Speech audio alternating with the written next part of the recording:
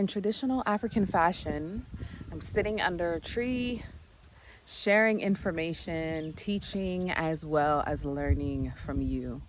Welcome to the channel. If you're new, my name is Ashley. On my channel, Ashley in Africa, I share my experience of living, moving, and doing business here on the continent.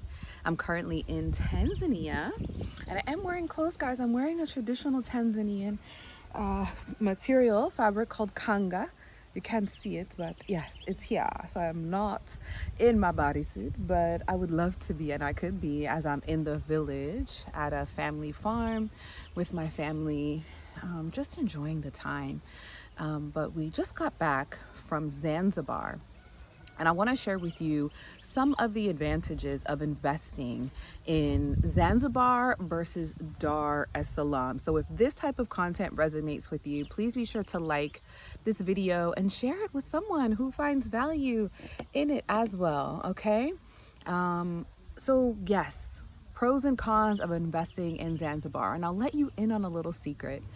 I'm actually in the process of working with some clients that are looking at purchasing property here in Tanzania, both one in Dar es Salaam and one in Zanzibar. And in 1 week, I've looked at 2 different sites, and one was in Dar and one was in Zanzibar. And there are some stark differences in investing. Both of these spaces are hospitality spaces, and so they're quite similar in comparison. But there are some pros and cons in investing in either. Okay, so let's get into the cons. Investing in Zanzibar as an island is going to come with a few challenges, specifically the optics. The optics of Zanzibar, while very beautiful for tourists, leaves much to be desired for the native Zanzibaris. Now, the Zanzibaris are quite peaceful people, happy, joyful people, but you can completely see the distinction between the tourist experience and the native experience.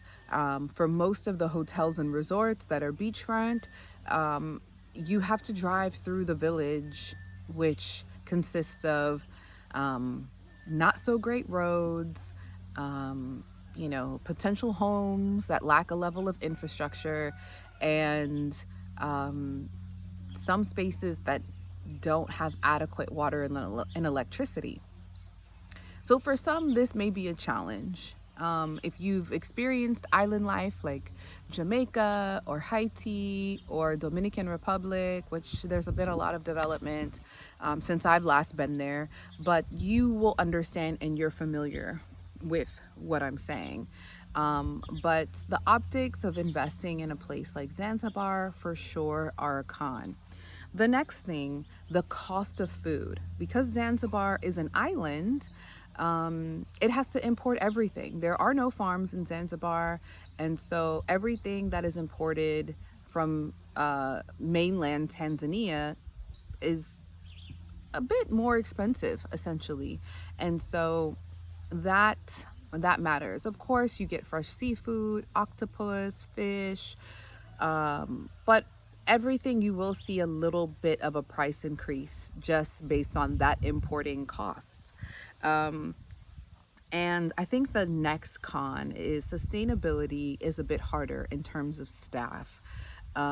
Because you're getting a world-class influx of travelers from all over the world, the ability for the staff to be completely Zanzibari is quite difficult, because to have the ability to speak not only Kiswahili, but English, French, Spanish, Swedish, German, Russian, that is the type of clientele that Zanzibar attracts, and thus it's harder to employ only the native people in that industry because of that. Now, there are some pros.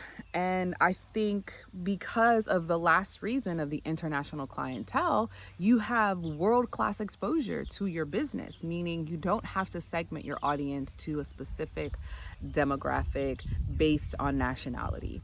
And that is a huge, huge, huge advantage. Pro for sure. Global exposure. The next thing I would say, the pros for Zanzibar are higher than normal occupancy rates. The average occupancy rate in the tourism industry is about 70%. Zanzibar, on average, is seeing occupancies at about 77% since last year and are expected to increase this year. So that's higher than average, and it seems to be continuing to go up. This last weekend, when I was attempting to travel with my girls, we were booking some last minute travel, and it was really hard to get anywhere that was 4 stars. Even some of the 5 star resorts were packed, jam packed. So there is only an increased expectation of tourism in Zanzibar, and that is a huge pro. The next thing is Zanzibar has so much history. The history, it remains, it is there. The castles are there, the dungeons that held Zanzibari people that were enslaved, and even East Africans that were enslaved in those. They have been turned into monuments, they have been turned into museums, they have been turned into figures of remembrance and honor. And you see that there. It is a beautiful depiction of really challenging times, but it gives us such a unique understanding that we all have come very far. And no nation on this earth has been exempt from challenge, specifically those of indigenous people. Okay, so the next pro that I hear is the diaspora community in Zanzibar is very large and super tight. So I got an opportunity to attend a restaurant 1 year celebration. Well, I was there the day after, but I was still celebrating with the owner. Her name is also Ashley. She owns a restaurant called The Box, and it is a mix between traditional soul food and island Caribbean flair. There was soul music playing, R&B music playing, and it was just a really, really great time. There were 2 other African American ladies there, one of which I think was one of her best friends from childhood. But to my understanding, there is a strong community of African Americans in Zanzibar that are making their life what they want it to be. And so that is a huge pro of what it means to invest in Zanzibar. And, you know, another pro is essentially the political stability, the peace of the island. This is consistent with most islands, that they live a different life from mainland and what mainland problems people deal with. And so that's a great thing, I think, for business, because it just gives a level of consistency where you don't have to worry about unrest, or you won't see things like protests or ridiculous violence, because the understanding is that tourism is the main driver. Thus, we need to make this place a hospitable place. And overall, the pros definitely outweigh the cons when it comes to doing business in Zanzibar, but it's just something, you know, to consider.